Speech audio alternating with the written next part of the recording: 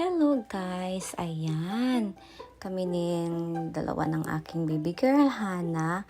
Kasi, magtatanim kami ng edamame in Japanese, pero in English is steam beans, parang ganon.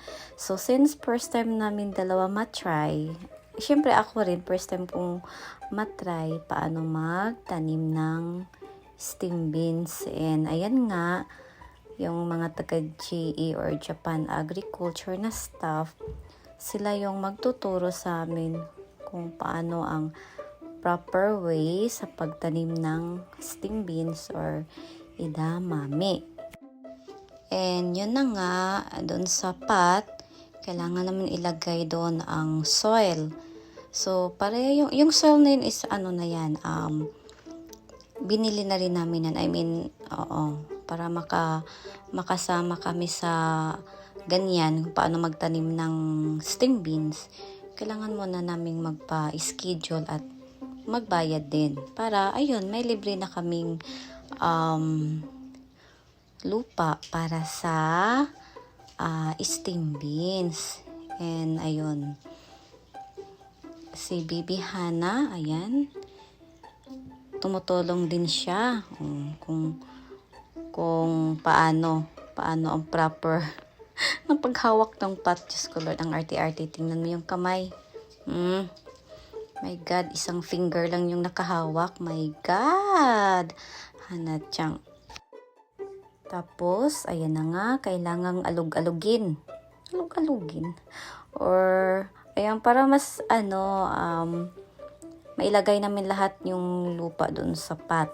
Para hindi naman yung sayang, di ba? Pero I'm sure, na talaga, naka-budget, no? Or naka-estimate na talaga na yung ganyan, may pasok lahat yung soil doon sa pot. Kaya, ganyan lang muna.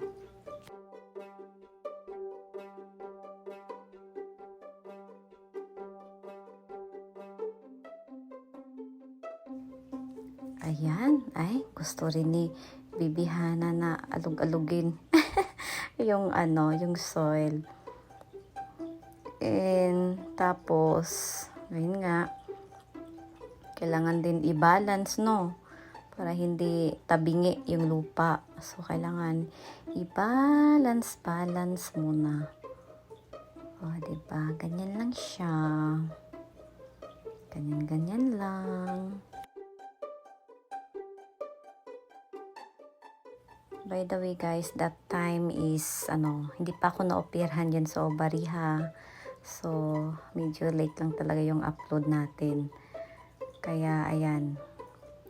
Ginagrab na namin yung opportunity na ma-experience man lang ni Baby Hana kung paano magtanim ng steam beans. And next is, lalagyan namin ng fertilizer. So, bali, ihalo namin yan sa lupa, no? Para healthy naman yung pagtubo ng aming steam beans. So, kailangan lang munang makinig ko ano yung sinabi ng staff para hindi rin kami magkamali. Ayan, patak lang ng fertilizer and tinatulungan ako ni Baby Hana and parang nag-enjoy naman siya kung paano ilagay yung fertilizer dun sa lupa. And ganyan lang siya and peace. And what's next? So, halo-halo na. Halo-halo time. Ayan, sige, go Hana. Ihalo mo na yan, baby girl.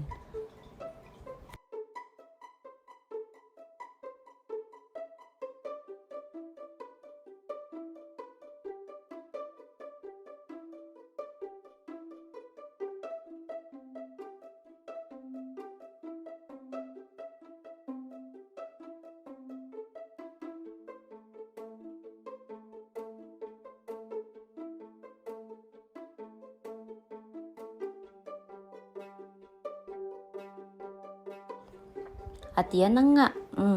Si Baby Hana na nga ang gumawa. Hala, sige. Halo pa more. Diyos ko Lord, pag ganyang klaseng paghalo, baka maabutan tayo ng bukas niyan. Baby Hana, nako, need na tumulong ni Mama para mapabilis. Ayan, ganyan ang paghalo. Tapos, balance ulit. Swell, no? Yun. Ganyan. And, waiting na naman. Kung ano naman yung sinasabi doon sa staff. Kung paano ilagay.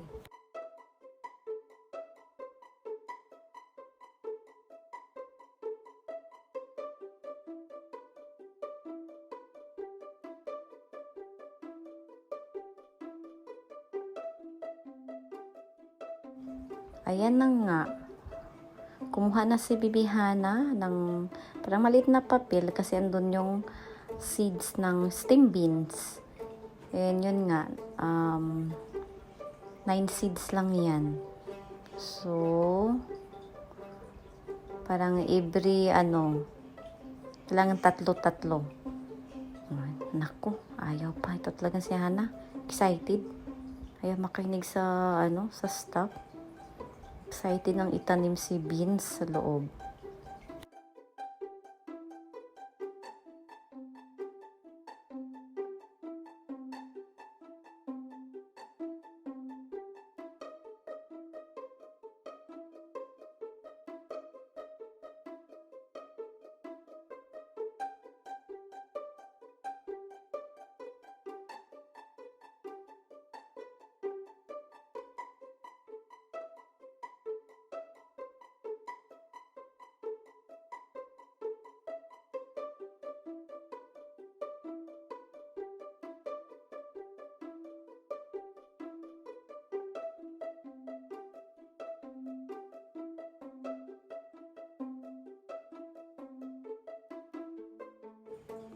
Ayan na nga. Okay, so itatanim na namin. So, bali 3 seeds ang magkasama sa isang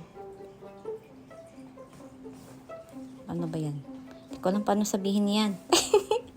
Basta, sa isang bangag, ganyan, 3 siya. Tapos, may space na naman. So, another tusok. Ilagay doon ang 3 piraso na seeds. And then, doon naman sa kabila, doon naman ilalagay ang 3 piraso. Kung halimbawa, healthy lahat yung seeds na yan, as in 9. So, hindi pwede. Kailangan daw 3 lang daw ang matitira niyan. Sabi doon sa stop. Kasi daw, kapag lahat yan, yung siyam na yan is tutubo, hindi daw pwede. Parang ang bunga ata is sobrang maliit ata. Kasi nga diba nag-aagawan na sila sa vitamins, no? Kaya kailangan 3 lang daw talaga ang mabubuhay niyan.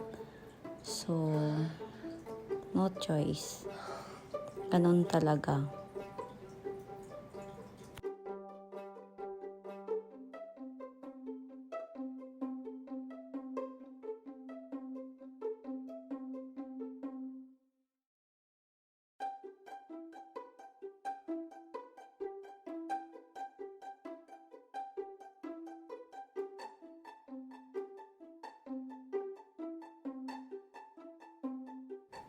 Ayan na nga. O, tapos na naming itinanim ang stem beans or edamame in Japanese.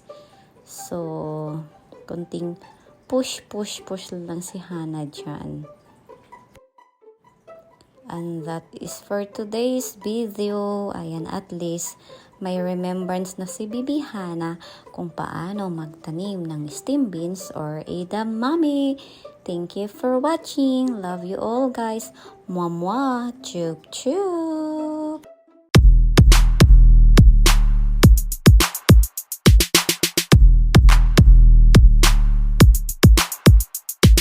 Give it to me like